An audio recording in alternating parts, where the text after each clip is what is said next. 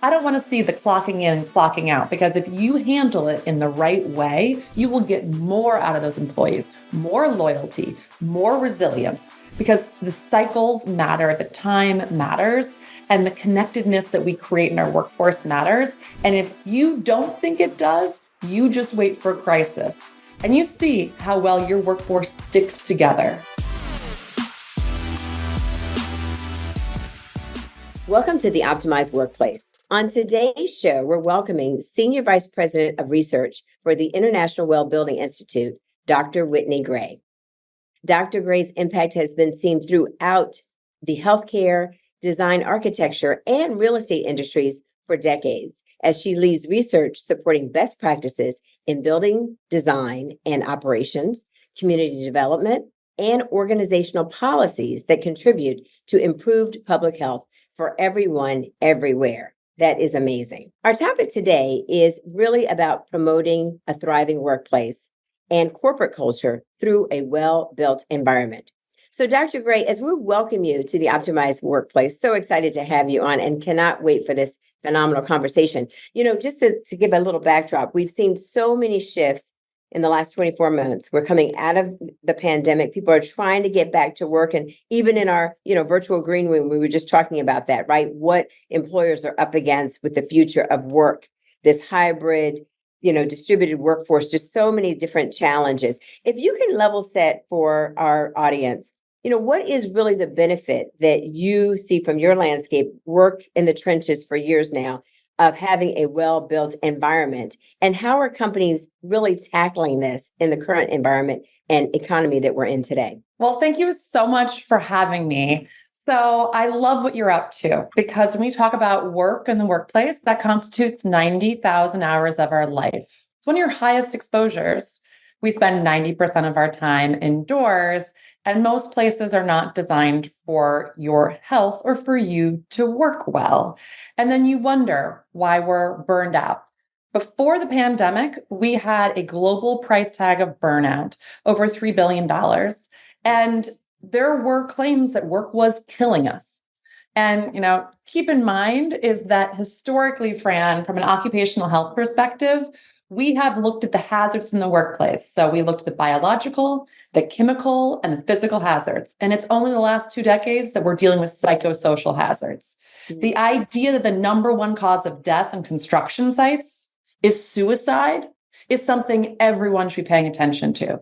So the stress that we incur, the hours at the workplace, the long commute, the friction at home to balance being a new mother and new parent, for caring for people, having the demands of trying to balance all of that in a household. And then after that hour commute, sitting in a beige office with beige carpet, with a beige wall, with stale air, with the kind of light that you have no idea if it's morning or afternoon, listening to the person next to you type loudly, eating really bad, cheap food because it's the only thing available, and then stumbling home on an elevator down to the car park to sit on a commute for another hour and a half, just to miss all the fun adventures that your kids are sharing, that came home early, and to stumble into bed without having a chance to work out, to have nourishment, connection.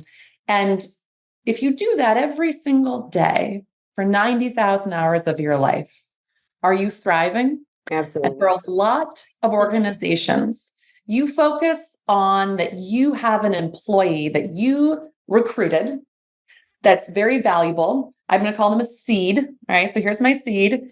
And this seed is this human capital. They have degrees, they have experience, and you have hired the seed. And then we just put this seed into like the crack of the concrete sidewalk, and we do not let them thrive. We don't give them water or nourishment. And we expect that somehow you're going to be able to grow a forest. Basically, what I'm saying is if you spend your life in a beige office, that is a very sad seed. You're not part of a forest. You haven't gotten light. You haven't gotten good food. And then when I expect you to perform and organizations are surprised, I will say to them, don't be. You didn't put that seed in an environment to thrive. You put that seed in an environment to die. And people want more. We now live 20 years longer than we did 60 years ago. So what are those extra 20 years? You don't die of heart disease when you're 65. We have early retirement, late retirement. So the habits you form today, the places that you spend time in, who you spend time with, will determine how long and well you live. So if you're not paying attention to your work, or you think you'll deal with it later, or it's just something you do, news alert. This is your life on a daily basis. And there are incredible environments for people on all different ranges of the pay scale, from all different backgrounds and expertise areas. And this is not just, wellness for the wealthy. I've seen this done wrong and right on both sides of that spectrum. But what I'm here and what I do is the research and science to say that we can translate that to a better solution. We have the information, and now it's the go button time. If we don't figure this out coming through the pandemic, when else in my life are we going to figure this out? So I'm ready. All right. Well, let's dig into it a little bit because, here at the Optimized Workplace, we're constantly talking about, what are the strategies, what's the framework that has to shift for employers to make better decisions that really impact their employees in a way that helps them thrive. And because we're talking specifically about, like you said, the 90,000 hours we spend in the built environment, what are you seeing with your research around key strategies in terms of how employers are looking at that differently? What are they doing now coming out of the pandemic that's a little different than what they did before? Right now, we're in the next era of work. And I think the biggest thing to do is when you have too much information, when we don't know all the variables in the equation, is don't try to solve it tomorrow. So it's all about the roadmap. It's taking the first step on the road. So the big thing with the well building standard is if you are running a company out there, I don't expect you to know everything about health and wellness.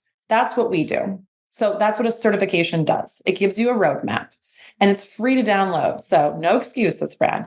So you can download this and see what does it take to bring in healthy air? How do I prepare for emergency? What do I need to know about water quality for my office and frankly, my kids' school while I'm at it? What do I need to do around mindfulness? How do I create accessibility for all? How do I make a workplace feel like everyone wants to be here and no one's on display or harassed or not feel comfortable? Mm-hmm. And you just take those baby steps and we'll do it for you.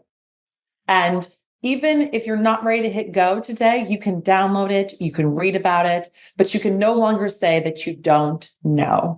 And if you came out of this pandemic excited about the future, overwhelmed or burned out, the good news is we're all in this together and we better redefine a better workplace, because if work was killing us in 2019 and I see the continuation of the beige on beige on beige on beige workplace, then we will have failed. I love that. I do, because I think that we're at such an incredible inflection point between employers and employees and what it's really going to take to make it a success moving forward, right? You think about all the different things that are changing right now. We've got socioeconomic issues that are still going on, that have been brushed under the rug, that are still bubbling up. We've got major economic issues that people are facing and really making a living and being able to take care of their family, faced with having to come back to work. I was talking to a friend of mine the other day that is looking to transition into a new role, and she's been offered 4 positions, all of which she's turned down because all of them are requiring her to come back 4 days a week, which would require a 90-minute per way commute, and she's refusing to do that. She goes, I'm not going back to that. So we've got that distinction and that challenge that's going on. We also have the challenge of really trying to figure out what do I want the culture of my organization to look like going forward. That's shifted so much in terms of what people want out of their workplace and a best place to work and what that looks like. So I think there are so many things that are coming to fruition here that is creating a tipping point. And side plug, if you're enjoying this conversation, please follow us. Please subscribe to the Optimized Workplace. Everything that Dr. Gray is talking about will be in the show notes, because I think this is a pivotal conversation. But I'd really like to kind of double down on, if you are an employer or let's say you're a talent manager. We have a lot of folks in HR that listen to our podcast. And you're thinking about that. What's that one thing or that there's 2 things from a strategy perspective that I can take to senior leadership to talk about or to do a little bit differently? I know you kind of touched on a couple of things, and maybe you can plant a seed on the Pump Act that you just talked about before we got into this conversation. What is one or two things that they may be able to start the conversation on in terms of how we move this forward? Because I do think that we're very much at this point where we can't go back to the way things were. Dr. Gray, what's your thought on that? Absolutely. So I would download the well building standard at wellcertified.com, spend an hour and go through the 100 features quickly and determine yes, no, or maybe. And then go back and value those no's and maybes. Like, is this a big deal? And Fran, we were speaking about lactation rooms. That's a big deal. That's a huge friction point here in DC with federal workers. If you have childcare on site and we have lactation rooms and we have forward-thinking policies for new parents, now we're talking, right? So I don't think having nature in the workplace is going to be the only thing that gets people back. You are going to have to dig deep that it wasn't working before, right? And it's not going to be a Band-Aid or a fix-it. And so the Well Building Standard has 10 concepts. We have 100 features. There's 500 strategies. And if you see something like the lactation room and you go, okay, how are we doing on that? Are we telling our new parents about that? Are we promoting the child care center on site? Are we thinking about flexible work hours? Are we thinking about summer hours that allow people to adjust to summer camps? Things like that, for example. If you're not doing that, then we're going to list the policy. So we'll reference, for example, an AIA guideline. We will reference the Pump Act that just passed for employers to support more lactation spaces. And as I mentioned earlier in our pre-call, Fran, I really want to emphasize lactation rooms are also used as meditation spaces and prayer rooms. Like the idea that maybe you need a little different space because people don't want to be on display in a glass cube sitting all day shouldn't be the craziest idea, right? So get that virtual pen out, go down the list, make the priorities. If you see something stick out, like a lactation room, or wow, do we have an emergency preparedness plan? What do we do when there's going to be a high AQI alert for air quality on the air quality index? What will our plan be? Okay, so let's just say those two things immediately. Very different, but those are big components of is my workplace safe? And I'll tell you all the reasons right now where someone's going to say, I'm asthmatic, there's respiratory issues, I don't want to travel with poor air quality over 300. Other flip side of this, I'm a new mom, I don't want to return, I can't manage the hassle, it's just too difficult, I will no longer breastfeed. These are gritty, real human excuses. And so when we sit here and we say, it's not that hard, or just come back, or we'll just demand, and then our people are saying, I want to live better, I want to have more awareness. I need you to communicate that you care about me. It's more than just a seed that you can kind of stuff down, and you're actually going to create an environment that's allowing me to thrive. We should be proud of that worker. And I also want to issue a bit of a warning here. For those that it is too difficult and there aren't accessible amenities and we don't listen, and it's not easy to fix it all at once. I'm not saying that. But let's be careful because there's certain populations here that are going to quickly raise their hand and say, I'll return. It's easy for me to return. And now we will start having there be preference for those in person. So the Global Workplace Survey on Attitudes and Arrangements regularly collects information where they ask people to value hybrid work, for example. And what we're seeing across different age groups is there is a certain cutoff, particularly over 55, that says, I want to return to work. Whereas those under, we're looking at the Gen Zers, the millennials will say, I would rather take a pay cut than be forced to come in 5 days a week. 1,000%. That's an issue right there. So if we're not getting granular, if you're not looking at specificity of who is returning, when they're returning, and what amenities they want, you will have an imbalance. I don't need, 10 senior vice presidents there and one junior staff. Vice versa. It doesn't help me to have junior staff there when I have no mentorship. So think about people. Think about the needs. And a warning here, if it's too easy for some to return and it's too hard for others, then you might be moving to a more homogeneous type of environment where basically when it comes down to it, we know that those workplaces are not going to be as resilient. There's one type of worker, right? So lots to pick apart there. But the good news is start with the list. make the priorities, get the resources, think about your people. And if you're listening to this, you're already on the right path. If you are enjoying this segment or any of the segments that you've heard thus far on the Optimized Workplace, please be sure to join us here below and just follow us on the Optimized Workplace. We really want to not only drive our viewers and listeners, but we also want to share it. So if there's others that you know, like us, please here, join and listen, subscribe on a regular basis, but also share the podcast. We'd love to have you back. This is something that we saw quite a bit in our work, for the last 20 years, is that, we go into a workplace and we are tasked with creating a wellness center or a health center or a fitness program or whatever the case is. So often there's such a disparity on the people who need it most versus those who can really take advantage of that service, right? So you may have the C-suite or the senior leadership or those who are in the more professional positions, and those in the more laborious positions did not have that. We also I see this quite a bit in the federal sector. There's these buildings, these huge, gigantic, pieces of real estate, and they have sub levels of flooring. And so people who are on that third sub level don't have any daylight, don't have any sunshine, don't have access to get to the fitness or wellness center that's on the other side of the campus. And the 10 minutes that it would take for them to get there is part of their lunch break.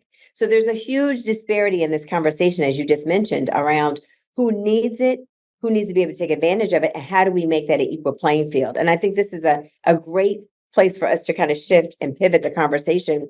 We were talking a little bit earlier about some of the innovations that are coming on board with it when it comes to the built environment. You mentioned just a moment ago about what's happening now in bringing employees back and the hoteling concept, right? Where if we do we would do more with less, and you have less floor space. How do we ensure that people can clock in and use a certain area of the space, and it's available for all, and there's conference rooms available that have the daylight and the good air quality and the great lighting and all of that. So what are you starting to see, Dr. Gray, around new innovations? We're in a space of Gen AI. We're seeing Gen AI being used in a lot of different places, a lot of different technology. Is there anything that you can share with us around some of the new innovations that are happening in the built environment, and what, again, employers, building owners are excited about, that really gets people excited about using these facilities? Anything you can share with us? So much to share. And I think so many things that are rolling out.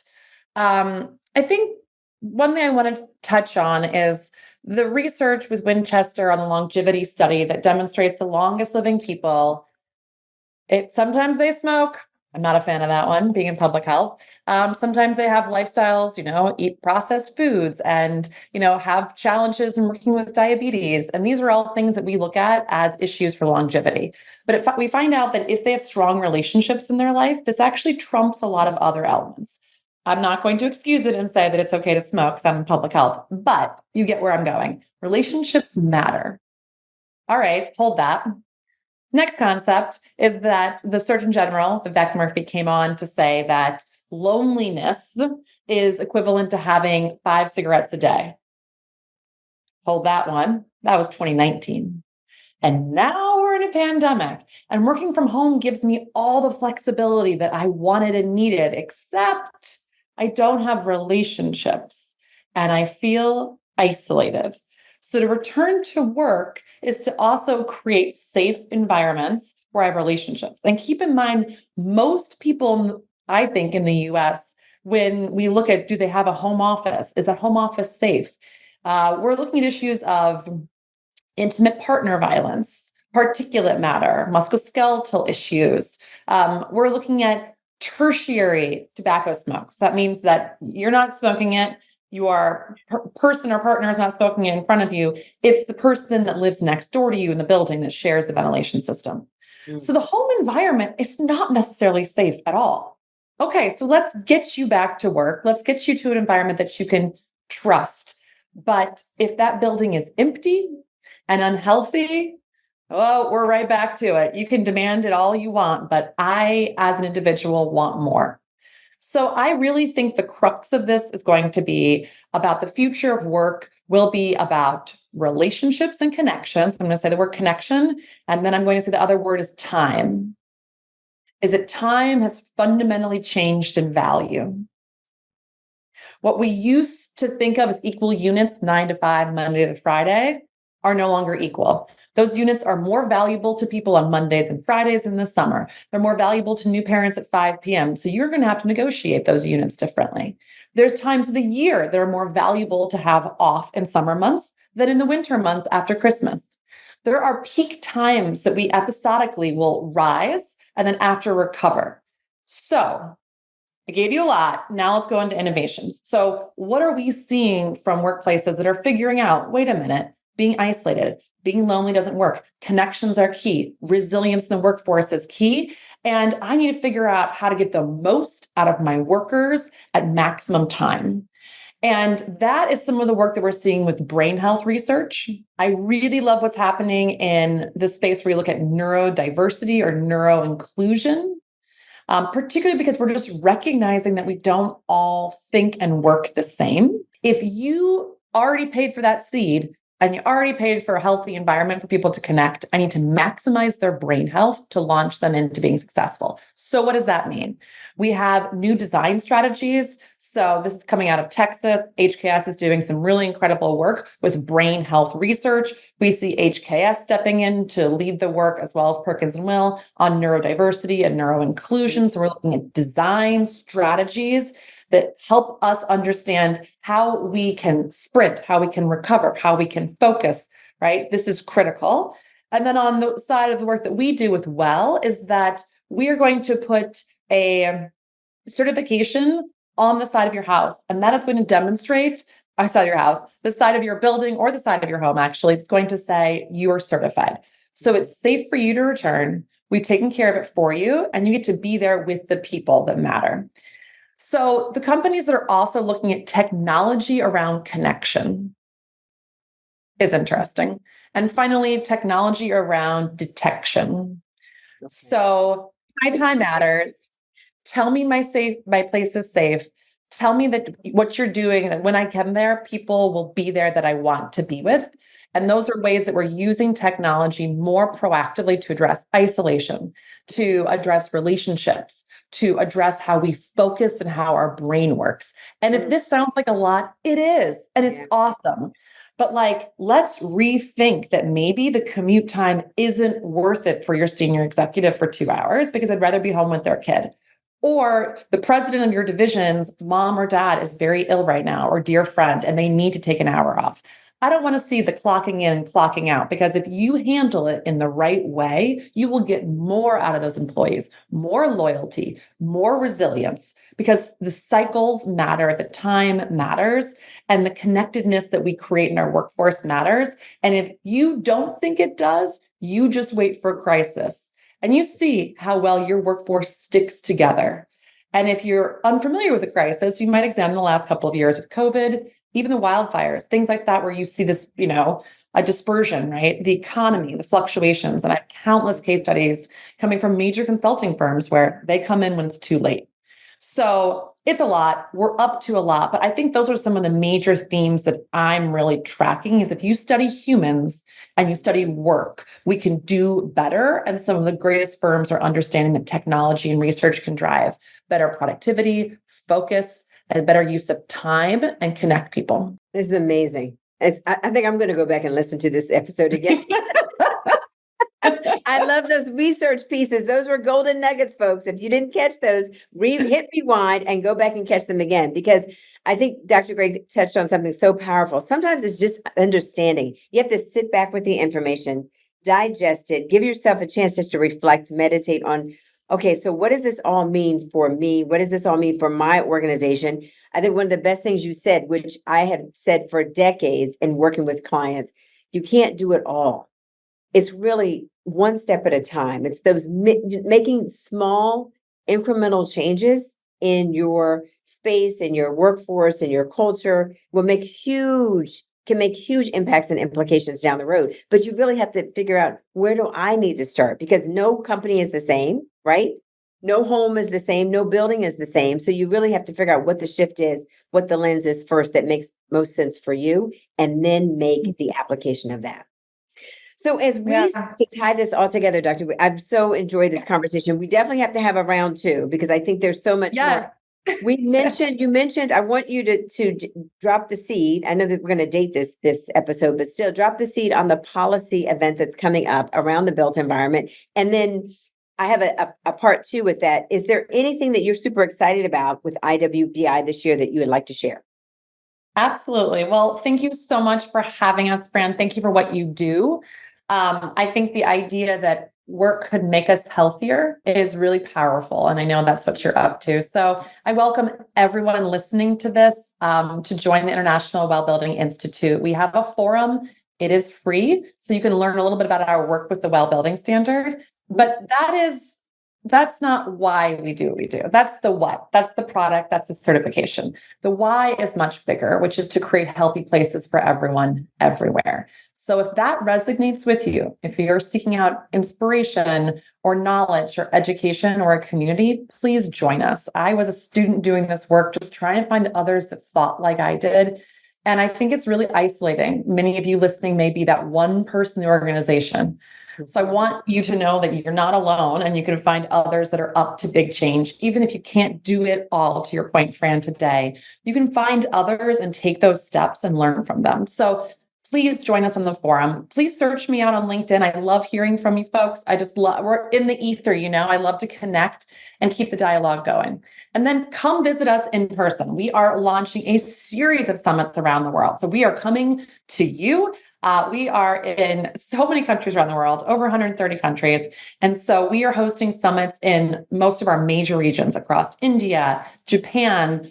We just hosted one in Australia, Singapore, and we're coming to New York. And of course, to my hometown now, DC. September 16th, we will be partnering with Georgetown University, where I am a proud professor, adjunct professor there. And we will be hosting a Healthy Building Policy Summit. It will be free to attend.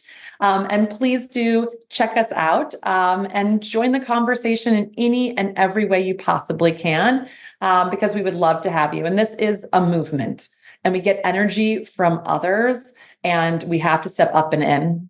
I love it. I discovered, well, it was before it was IWBI. It was what was the other organization? Delos.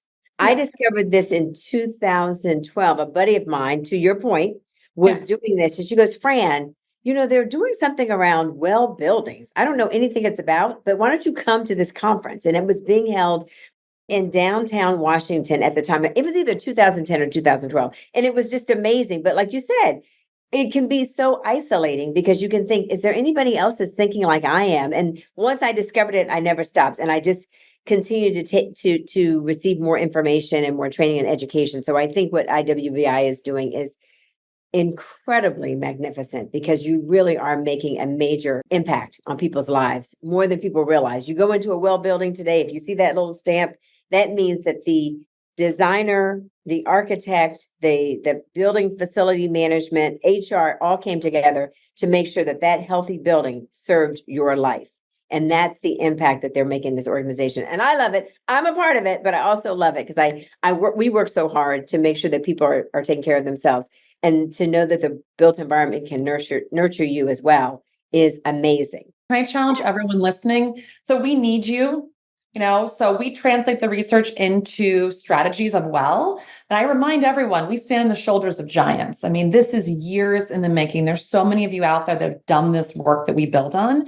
And we don't have it perfectly right. And if anyone out there tells you the research is done, they're probably not a researcher. So we continue to evolve it. Even if I know the light in your eye that you need, or what happens when you are exposed to VOCs or PFAS, I don't always have the strategy. I need manufacturers. And even when we have the best intervention, if maybe it's not affordable or accessible, or they go out of business 2 years from now and you need to, replace that part. There's so many people that need to be part of this. So make us better. And the risk right now too, Fran, to be very realistic is, can we continue to drive that healthy buildings should be a requirement or should they be an option?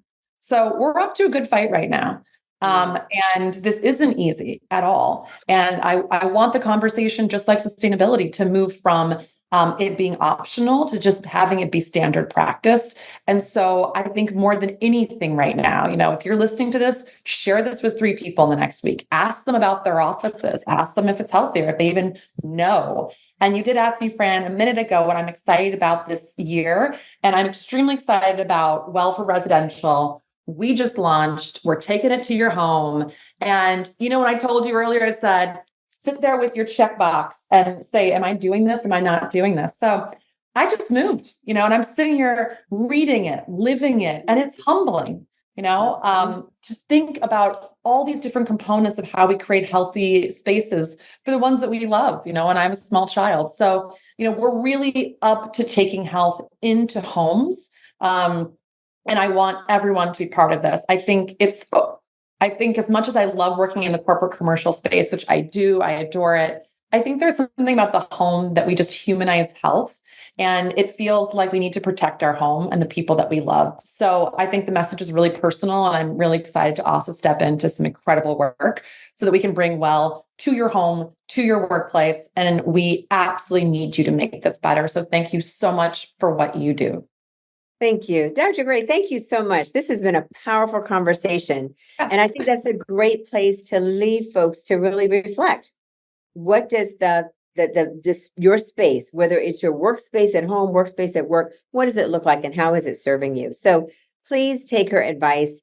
Pick up these wonderful tools. They are free of charge. They're complimentary. IWBI does a wonderful job of dispersing them. So visit the website. Everything will be in the show notes, folks. Don't worry. It's in the show notes. So you can find it. And I would love to have you back. I know there's a part 2 to this. Maybe post the policy conference, we can talk a little bit more on some other things you have looming for 2025, because I'm sure there's quite a few. I would love that. Fantastic. Thank you so much for being with us. And thank you for listening again today to the Optimized Workplace. I'm your host, Fran Dean Bishop. And remember, as I always tell you, it's many and that's small, monumental moments that make the biggest difference in your life. Take care of yourself, everybody, and stay well.